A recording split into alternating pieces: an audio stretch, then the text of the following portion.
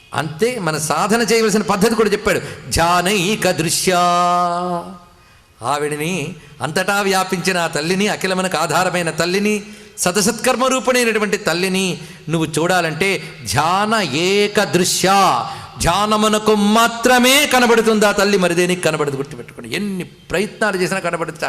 అన్నిటికంటే మోక్షం ధ్యానము. ధ్యానం అంటే వింటూ ఉంటాం ధ్యానం అనే మాట. ధ్యానము అనే మాటకి అచ్చ తెలుగులో అర్థం చెప్పుకోవాలంటే మనస్సు యొక్క నిలుకడ, బుద్ధి యొక్క నిలుకడ. నిలపాలి బుద్ధిని. అది మహా కష్టం. సృష్టిలో మహా కష్టం ఏంటంటే బుద్ధిని నిలపడమే.